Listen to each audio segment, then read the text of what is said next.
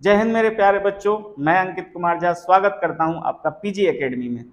आज हम class 12 RB Tripathi maths के चैप्टर नंबर 2 का एक्सरसाइज 2B कर रहे हैं, जिसमें हम टाइप्स ऑफ फंक्शन के बेस पर कुछ क्वेश्चन सॉल्व करेंगे। और मैंने आपको टाइप्स ऑफ फंक्शन बता दिए थे, तो इसको मैं डिस्क्रिप्शन बॉक्स में दे दूंगा, आप वहां जाकर चेक कर सकते हैं कि टाइप्स ऑफ फंक्शन क्या है, फंक्शन को किस तरीके से पहचानते हैं कि ये 1 1 है, ऑन टू है, या फिर 1 1 ऑन टू दोनों है, ओके, या फिर मैनी वन है। Okay, let's start. इसमें क्वेश्चन नंबर फर्स्ट है, ये कुछ इस तरीके से डिफाइन किया जा रहा है कि इसको डायरेक्ट सॉल्व करते हैं। और पहले मैं आपको बता देता हूं पढ़ के। सिद्ध कीजिए कि फलन f(x = x² द्वारा परिभाषित फलन f R2R ना तो एक ही है और ना ही आच्छादक है। फॉर मतलब यहां पर बोला है prove that function f(x = x² through a function defined which is f R2R not 1 1 और नॉर ऑन टू। ठीक है, इसको चेक करना है। तो सबसे पहले हम लिखते हैं कि फंक्शन डिफाइन किस तरीके से। तो हियर f R2R तो फंक्शन है, मतलब कि रियल जो डोमेन है वो भी रियल है और इसका रेंज भी रियल नंबर्स है। ठीक है, तो यहां से हमें उठाना है। और फंक्शन जो दिया हुआ है वो कैसा है, f(x = में f(x = x²। यहां पर इंग्लिश में ऐसे लिख लेंगे और यहां कॉमा लगा देंगे, f R2R f(x = x²। ठीक है, ये फंक्शन है। तो लेट यहां से रियल नंबर उठा लो, यहां से, ठीक, -1, 1। अब याद रखना, ऐसे जब भी इस तरीके से जो क्वाड्रेटिक फंक्शन आए, ठीक है, क्वाड्रेटिक पॉलिनोमियल वाला फंक्शन आए, तो आपको उसको क्या करना है, कैसे चेक करना है। यहां पर जैसे रियल टू रियल दिया है तो आपको एक माइनस एक प्लस लेना है, और अगर नेचुरल टू नेचुरल दिया है तो +1 लेना है, या +1 और -1 ले लो। कब लोगे +1 -1, जब रियल हो, रियल टू रियल हो। आगे बात समझ में। तो ये दोनों ही कहां से ले लिए हमने, रियल नंबर से। ठीक है, अब हम इसमें डालकर देखते हैं।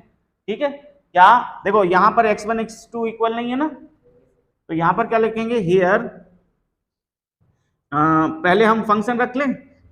Therefore f -1 is equal to -1² which is +1, and f +1 = 1² = 1। It means therefore, या फिर ऐसे लिख सकते हो, here f1 and f -1 f +1 जाकर 1 हो रहा है। इसका मतलब f1 f2 तो इक्वल है, but -1 is not equal to 1। It means x1 is not equal to x2। ठीक है, इसकी वजह से क्या, it implies that f(x1 = f(x2), right. आगे बात समझ में। ये तो इक्वल है लेकिन x1 = नहीं है x2 के। Therefore function f is not 1 1। 1 1 ही पूछा था ना, 1 1, तो 1 1 हो गया, ये 1 1 नहीं है। अब देखना है क्या, onto. Is that clear? ठीक है, फॉर ऑन टू, ठीक है, f(x = कितना दिया है, f(x = क्या दिया है,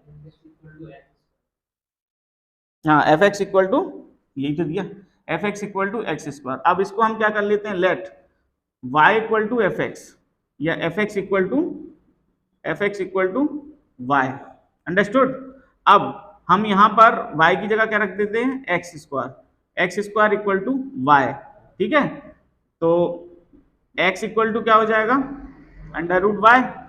लेट y = 2 विच इज, या फिर -2 ले लो, -2 लिया, which is real number. Is that clear? But x = -2 which is not real number, क्योंकि अंडर रूट के अंदर माइनस की नंबर होती है तो वो नंबर कोई सी नंबर नहीं होती, इसको बोलते हैं this is not real number. 11th में पढ़ा था iota, iota B, iota B पढ़ा था। आयोटा का मतलब क्या होता है, iota equal to minus under root 1, और ये रियल नंबर नहीं होती है, नहीं होती ना, ठीक है। तो इसका मतलब ये रियल नहीं है, समझे।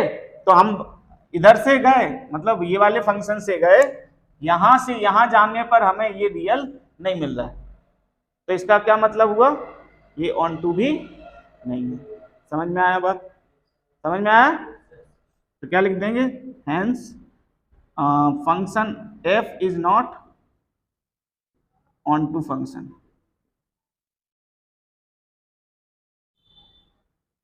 ओके, क्या जो ऑन टू फंक्शन है वो क्या कहता है कि जो आपका रेंज, जो आपके कोडोमेन के एलिमेंट्स हैं वो सारे के सारे प्री इमेज रखें किसमें, डोमेन में, ये इसके सारे एलिमेंट्स जो हैं वो रेंज हो, मतलब डोमेन और रेंज इक्वल हो, तब जाके ये क्या कहलाएगा, क्या कहलाएगा, आच्छादक यानी कि ऑन टू। और ये तभी होगा जब इसके सारे एलिमेंट्स इससे रिलेट करें। तो इसके सारे एलिमेंट्स बोले तो एक हमने ले लिया -2, यहां से -2 उठाया, ठीक है, और -2 फिर इस वाले फंक्शन में डाला, तो क्या आया, -√2। तो -√2 तो इधर हो ही नहीं सकता, आई बात समझ में, नहीं हो सकता। इसका मतलब इस रियल के लिए ये रियल नहीं होगा, अंडरस्टूड। इसलिए क्या है, फंक्शन ऑन टू नहीं है, आई बात समझ में, क्लियर। इसको नोट कर लो, आप लोग स्क्रीनशॉट ले सकते हो। तो करते हैं क्वेश्चन नंबर 2। इसमें क्या है, function real to real define है। इसका मतलब जो डोमेन है, यानी जो वैल्यू आपको इस यहाँ x की जगह लेना है, ये पता क्या है, ये आपका x है, और जो रियल नंबर है वो आपके fx है, यानी कि y है, ठीक है। आगे बात समझ में। तो अब हमें इसको प्रूव करना है कि ये 1 1 और ऑन टू है, यानी एक एक ही और आच्छादक है। तो दो तरीके से एक एक ही पता कर सकते हैं, या तो आप इक्वल एलिमेंट्स ले लो, फिर इसके बाद आपका देखो क्या कंडीशन है, अगर fx1 इक्वल टू fx2 है तो इसका मतलब क्या होगा, x1 इक्वल टू x2 होना चाहिए ऐसा, और अगर दोनों इक्वल हैं तो इसका मतलब फंक्शन भी इक्वल होना चाहिए, ये भी आप कर सकते हो। आई बात समझ में, यहां से ले लो तो यहां जाओ, यहां से ले लो तो वहां पहुंच जाओ। इसके बाद दूसरा तरीका यह है कि अगर fx1 is not equal to fx2 आया, और x1 तभी x1 is not equal to x2 आए, तो भी आपका फंक्शन क्या है, 1 1 है। आई बात समझ में है। हाँ, दोनों इक्वल ना हो, इधर भी ना तो एलिमेंट्स इक्वल हो ना उनके फंक्शन इक्वल हो, तो भी वो 1 1 है, यानी कॉमन नहीं आ रहा है। 1 1 का मतलब समझते हो ना, दो आपके सेट हैं a और b, इसमें जैसे 1 2 3 और ये a b c, तो 1 की एक सेपरेट इमेज, 2 की एक सेपरेट इमेज, 3 की एक सेपरेट इमेज, इमेज शेयर ना करें। जैसे A1 और 2, इसको जैसे 1 और 2 A के बच्चे हैं, तो एक माँ के दो बच्चे हो सकते हैं, ठीक है। तो 1 और 2 इसके बच्चे हैं, एक एक माँ के एक एक बच्चे हैं यहाँ पर, तो 1 1 है, अंडरस्टूड है नहीं, है ना। तो इसका मतलब ये हुआ, अगर कॉमन जैसे x1 equal to x2, x1 equal to x2 equal to 2, जिसको मैं मोहन बोलता हूं, स्कूल में उसका नाम सोहन है, मैं मोहन बोल रहा हूं, स्कूल में उसका नाम सोहन है, तो व्यक्ति तो एक ही है ना, और उसकी माँ भी एक ही होगी, यानी fx, जिसको घर वाले बोलते हैं, मतलब मायके वाले बोलते हैं जिस लेडी को रीना, उसी लेडी को ससुराल में लक्ष्मी बोल रहे हैं, तो रीना यानी fx1 और लक्ष्मी यानी fx2, ठीक है, दोनों b हैं, समझे, सपोज दैट b है। या ऐसा कहो कि मोहन की माँ और सोहन की माँ, मोहन और सोहन एक ही व्यक्ति, तो मोहन और सोहन दोनों की माँ एक ही होगी ना, आई बात समझ में। इस तरीके से हम क्या कहते हैं, 1 1 1 1 है, दोनों व्यक्ति एक ही है। दूसरी बात, दूसरी चीज ये कि 1 इज नॉट इक्वल टू 2, इसका मतलब x1 is not equal to x2, तब इनके लिए अलग अलग फिर फंक्शन भी नहीं होना चाहिए। तो fx1 कितना है a, fx2 क्या है b, तो ये भी तो अलग अलग हो गए, होगा कि नहीं? मतलब अगर बच्चे अलग अलग हैं तो उनकी माएँ भी तो अलग अलग हुई, यानी उनकी माएँ कैसे एक जैसी हो जाएंगी? आई बात समझ में कि नहीं? तो भी आपका 1 1 है। तो दोनों में से कोई सी अभी एक चीज प्रूव कर सकते हो, अंडरस्टूड? तो चलिए हम कौन सा लेके चलें इसको, है हम रियल टू रियल, और फंक्शन को उठाना कहां से है? रियल नंबर से, ठीक है? आई बात समझ में? ठीक है, तो हम यहां पर ले लेते हैं इफ यदि fx1 इक्वल टू fx2 और x1 x2 both are belongs to real number, दोनों समझ गए बात? या सच दैट लगा दो कॉमा इस तरीके से, दोनों कहां से लिए गए हैं? रियल नंबर से। इसको नहीं लगा रहा है तो आप फॉर ऑल लिख दो, ये भी सही है, ठीक है? x1 x2 कहां से लिए जा रहे हैं? आपके रियल नंबर से। इसके बाद अब हम रखते हैं क्या इसकी वैल्यू, तो हम इसको 3x1 बोलेंगे और इसको बोलेंगे 3x2, या सुनो, तो अब हमारा 3 से 3 खत्म, x1 इक्वल टू x2, इसका मतलब क्या हुआ? fx1 fx2 के इक्वल था, तो x1 और x2 के भी इक्वल आ गया कि नहीं आ गया? इसका मतलब देयरफॉर f इज 1 1, अतः f एक की फलन है, ठीक है? अब देखते हैं आच्छादक, ठीक है, यानी फॉर ऑन टू फंक्शन, यानी कि आच्छादक के लिए।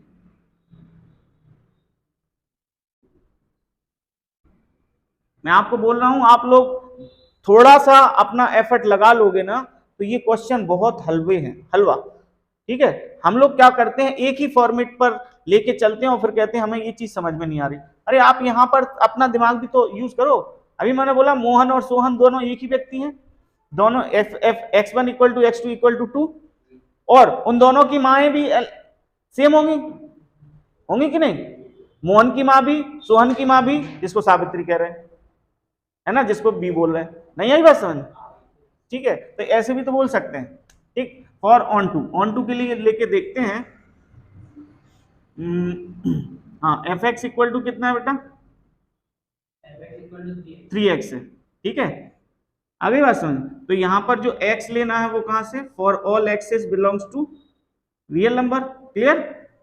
मतलब x रियल नंबर है, आई बात समझ में?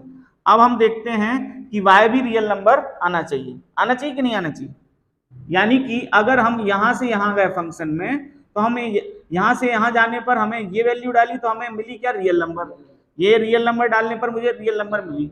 अब इधर की एक रियल नंबर उठाओ और मुझे इधर से इधर आने पर भी मुझे रियल नंबर मिलना चाहिए, यानी प्री इमेज भी रियल नंबर मिलना चाहिए, तभी जाके हमारा क्या होता है? फंक्शन ऑन टू होता है, यानी आच्छादक होता है। तो चलिए एक नंबर मान ले, पहले इसको मान लें क्या, let f x equal to y, ठीक है? F x equal to y, तो एफ एक्स की जगह 3x रख देंगे, इक्वल टू वाई लिख सकते हैं कि नहीं? एफ एक्स की जगह 3x। अब मैं x बराबर क्या लिख सकता हूं? y अपॉन 3, बोला हाँ है ना? ठीक है, लिख सकते हैं ना? तो अभी x क्या नंबर थी, है? हमें चाहिए क्या? y चाहिए ना? अच्छा, x हमें बाय कोई सी भी एक रियल नंबर ले लो, उसके लिए x भी क्या आ जाए? रियल नंबर आना चाहिए। तो एक y उठा लो, कोई सी भी रियल, कोई सी भी, क्या ले लें? लेट y इक्वल टू -2 ले लें, चलेगा? जो कि एक रियल नंबर है? तो x भी इसके लिए रियल नंबर आना चाहिए, ठीक है? Therefore x equal to -2/3 that is also a real number, real to real हो गया प्रूफ। रियल कहां गया? रियल टू रियल, बैक होने पर भी वही हो रहा है, फॉरवर्ड भी वही है, रियल टू रियल, बैकवर्ड भी रियल टू रियल है। अंडरस्टूड?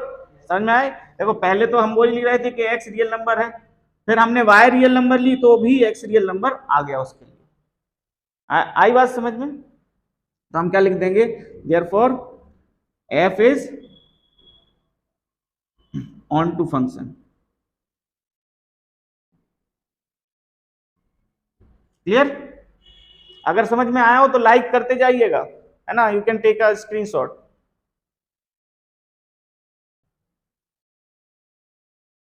बेटा जो भी 12th क्लास के बच्चे इस वीडियो को देख रहे हैं वो ध्यान से सुनिएगा कि जब तक आपको नंबर सिस्टम नहीं आएगा, यानी कि what is real number, what is integers, what are rational number and what are irrational number, अगर आपको ये नहीं पता और इनको कौन से साइन से डिनोट करते हैं ये नहीं पता, तो आपको फंक्शन नहीं आने वाला समझ में।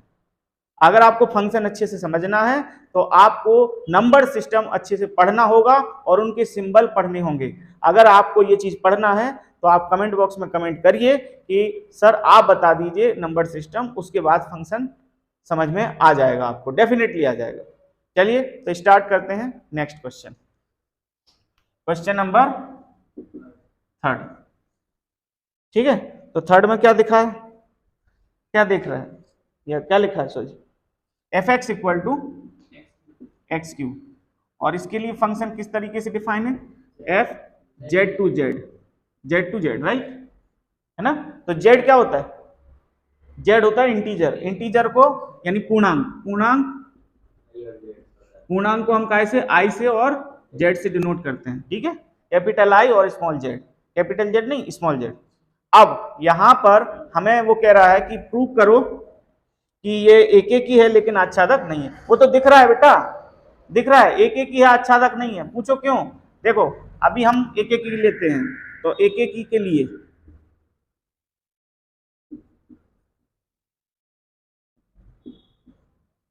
फॉर वन वन क्या होना चाहिए? F x one equal to f x two, right, ठीक है। और for all x one x two belongs to Z Z Z integer. ठीक है, तो अब हम इसकी जगह रखते हैं ये, तो x one cube equal to x two cube, है ना, भी बराबर होंगे, होंगे। इसको मैं ऐसे लिख सकता हूं, x one cube equal to x two cube. ठीक है, आया ना। आप दो नंबर भी लेके देख सकते हो, जैसे नंबर लिख के क्या? अच्छा ये यहां पर क्यों आया समझ में? अगर आप यहां पर दूसरी भी नंबर ले लोगे जो कि पहले से इक्वल होंगी, सपोज दैट मैं एक दो नंबर लेता हूं, जैसे -1 और +1, तो -1 और +1, हियर x1 और x2 दोनों अलग अलग हैं, यस और नो? तो इसका मतलब फंक्शन भी अलग अलग होना चाहिए। तो देखते हैं, -1 का क्यूब, ठीक है, -1 का क्यूब क्या आएगा? -1 क्यूब, और +1 का क्यूब क्या आएगा? क्या आएगा बेटा? 1 का क्यूब। तो ये दोनों अलग अलग है कि नहीं? -1 का क्यूब -1 आएगा और +1 का क्यूब +1 आएगा, तो ये दोनों भी अलग अलग हैं। इसका मतलब इन दोनों से क्या मिला? fx1 is not equal to fx2। तो क्या बताओ, ये फंक्शन ऑन 1 1 है ना? तो ना तो एलिमेंट्स बराबर थे ना फंक्शन बराबर थे, तो इसका मतलब है, अगर आप ऐसे बताना चाहते हो ऐसे भी बता दो, ऐसे बताना चाहते हो ऐसे, ठीक है, जिसके साथ आप जाना चाहते हो, है ना। क्लियर है बात? आई बात समझ में? ठीक है, तो अब देखें, अब हमें करना क्या है, क्या लिखना है यहाँ पर? दोनों बराबर आ गए। देखो बराबर फंक्शन लिए थे तो बराबर नंबर आ गए। सर ऐसे कैसे हो सकता है? चलो मैं बराबर नंबर से ले लेता हूँ, -1 और -1 दो लिंक, तो ये दोनों इक्वल है, तो क्या इनके लिए फंक्शन इक्वल आएंगे? आएंगे, आएंगे, करके देख लो आप। -1 का क्यूब, -1 का क्यूब 1, और +1 का क्यूब, सॉरी -1 का क्यूब -1 और +1 का क्यूब, दोनों -1 है, सॉरी -1 दोनों का क्यूब कितना आएगा? -1। देखो एलिमेंट्स इक्वल थे तो उनके फंक्शन भी इक्वल आ गए, आ गई बात समझ में? तो एलिमेंट्स इक्वल हैं तो उनके फंक्शन इक्वल हैं, ठीक है। या उल्टा कहें, अगर फंक्शन इक्वल है तो उनके एलिमेंट्स भी इक्वल होंगे for cube, but not square. Square में भी ये होगा, स्क्वायर में भी ये होगा, होगा, ठीक है। तो इसको क्या बोल देंगे हम? हेंस एफ इज 1 1,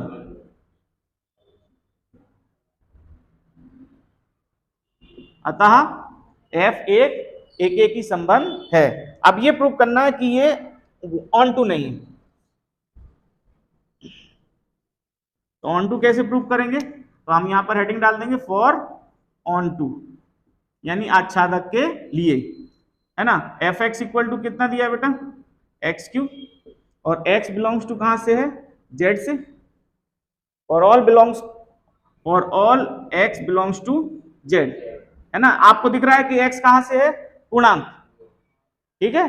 तो बाय भी पूर्णांक, मतलब हम उल्टा लें, बाय पूर्णांक से लेके आए तो एक्स पूर्णांक आ जाए, ये हमें प्रूव करना है। तो लेट, इसके बाद की स्टेप जो होती है वो एफ एक्स इक्वल टू क्या मानते हैं? वाई। अब यहां पर क्या रख देंगे? X cube equal to y, ठीक है। तो हमें इसको खाली करना है, क्योंकि हमें क्या लेना है? अभी एक्स अभी भी पूर्ण है, ठीक है। तो हमें एक्स खाली करना है। एक्स इक्वल टू क्या हो जाएगा? वाई की पावर 1/3, ठीक है। अब चलो एक ले लो, आप बाय उठा लो कोई सा भी। बाय लेट, दोबारा पुनः माना, ऐसा लिख सकते हो, बाय बराबर 2 ले लिया, ठीक है। 2 कैसी है? जेड है, हाँ या ना। तो अब देखते हैं इसका क्यूब रूट करते हैं। देयरफॉर एक्स, देन लिखना, तब एक्स जो कि 2 का क्यूब रूट नहीं, एक्स 2 का क्यूब रूट होगा। मैंने क्या किया? बाय मानी क्या? 2, बाय को मैंने क्या ले लिया? 2, और 2 की पावर क्या हो गई? 1/3। तो क्या 2 की पावर 1/3 जेड होगा? जेड तो पूरा पूरा होता है, या तो 2 होगा, या -2 होगा, या 3 होगा, या -3 होगा, पॉइंट में नहीं आता। इसका मतलब ये जेड नहीं है, नहीं है। आई बात समझ में? आई?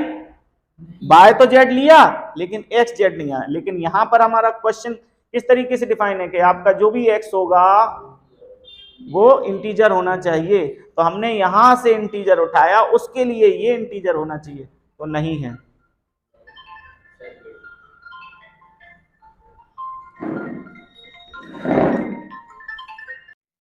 तो इसका क्या मतलब हुआ? ये ऑन टू नहीं है। दोनों एक्स और वाई दोनों इंटीजर होना चाहिए थे, लेकिन एक्स तो इंटीजर, सॉरी, पहले हमने एक्स इंटीजर लिया, तो वाई भी इंटीजर लिया, लेकिन फिर वापस एक्स इंटीजर नहीं आया। मतलब समझे? पहले आप लिख दो कि एक्स कैसा है, एक्स ऐसा है, तो ऐसा ही आना चाहिए ना। लेकिन करके देखा इस फंक्शन में, जब हमने y की वैल्यू डाल के देखी तो उसके लिए x जो है ना वो इंटीजर नहीं आया। तो इसका मतलब क्या हुआ? Hence f is not onto function.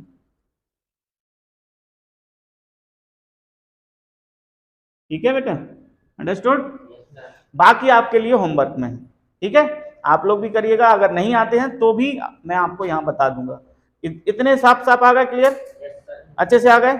लेकिन आपको एक चीज ध्यान रखना, नंबर सिस्टम जरूर पढ़ लो, ठीक है। किसको नेचुरल बोलते हैं, किसको होल बोलते हैं, किसको इंटीजर बोलते हैं, किसको रेशनल, किसको, और कौन डेसिमल्स होती हैं, कौन नॉन डेसिमल होती हैं, मतलब कौन दशमलव वाली, कौन बिना दशमलव वाली, ये आपको पक्का पता होना चाहिए। मैं आपको बता देता हूँ, इंटीजर जो है ना, नेचुरल, होल और इंटीजर, ये तीनों डेसिमल वाली नहीं होती। बाकी जितनी भी होती हैं वो डेसिमल वाली हो सकती हैं, ठीक है। जरूरी नहीं है सभी हों, लेकिन हो सकती हैं, ठीक है।